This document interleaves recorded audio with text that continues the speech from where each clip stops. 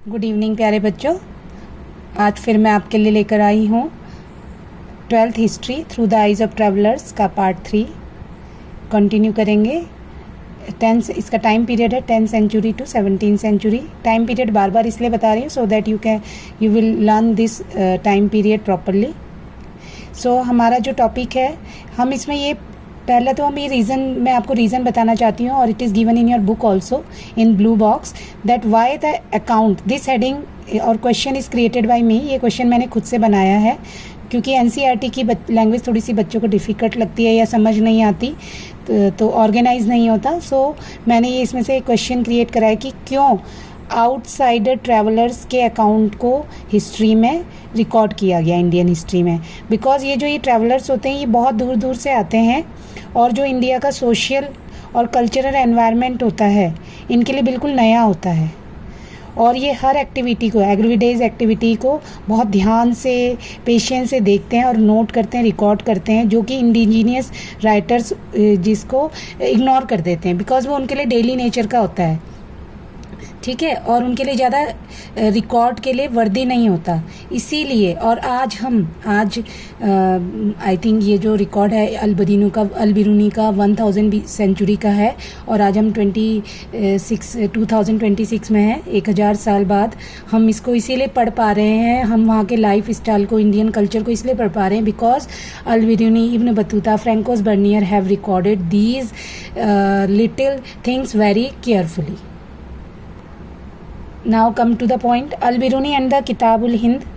अब हम अल-बिरूनी ने जितना जो भी लिखा है वो उसकी बुक किताबुल हिंद में लिखा है, और यहाँ पर एक हेडिंग बनती है from Khwarizm to Punjab, because he born in Khwarizm and he came to Punjab. वो ख्वारिज्म में आते हैं, ख्वारिज्म में बॉर्न होते हैं, जो कि प्रेजेंट डे है उज्बेकिस्तान। और कब बॉर्न होते हैं? 973 में। और ख्वारिज्म जो है इम्पॉर्टेंट सेंटर है लर्निंग का, एजुकेशन का बेस्ट प्लेस है इस्लामिक कंट्री में। और अल-बिरूनी बहुत अच्छी एजुकेशन रिसीव करते हैं, और बहुत सारी लैंग्वेजेस उस टाइम पीरियड पे उन्हें आती हैं। सीरियक आती है, हिब्रू आती है, अरेबिक आती है, पर्शियन आती है, संस्कृत वो लर्न करते हैं। कौन सी लैंग्वेज नहीं आती है? Greek language he did not know. लेकिन फिर भी ग्रीक लैंग्वेज ना आने के बावजूद भी उन्हें प्लेटो और बहुत सारे ग्रीक फिलोसफर के वर्क के बारे में ही वॉज फैमिलियर। कैसे फैमिलियर हैं, कैसे नोन है?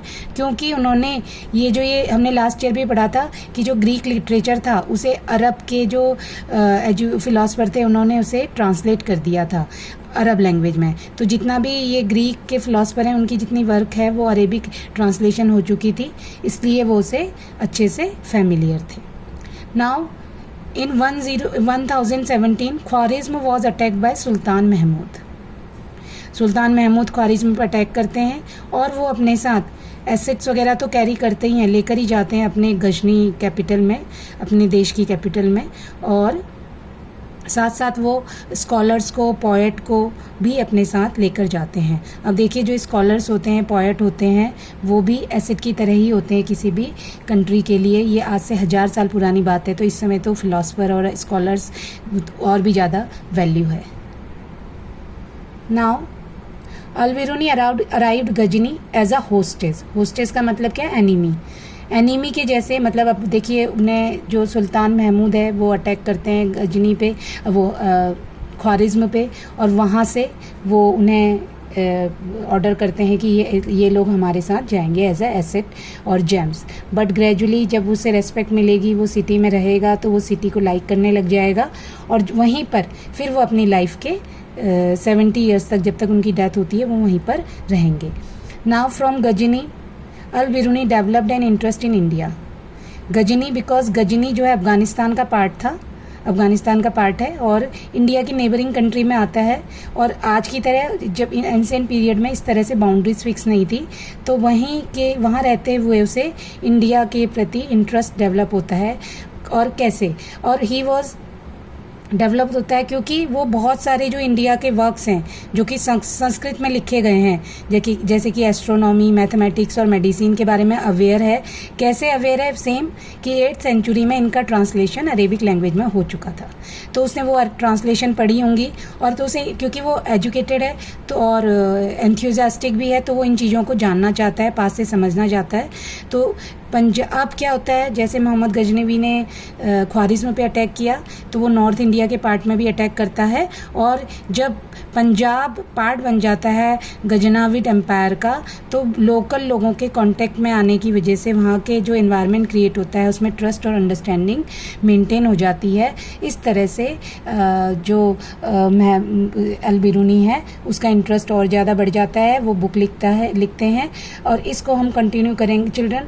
ये टॉपिक मैं ज़्यादा बड़ा नहीं कर रही हूँ, क्योंकि मैं स्मॉल टॉपिक इसलिए करती हूँ कि बच्चे, जब हम बड़ा टॉपिक होता है तो बच्चे वैसे ही बोर हो जाते हैं, तो जब छोटे छोटे टॉपिक में ब्रेक कर के मैं आपको बता रही हूँ, तो इसका मतलब आप ये इसलिए बता रही हूँ कि आप उसे अच्छे से समझ सकें, आपके कॉन्सेप्ट क्लियर हो सकें।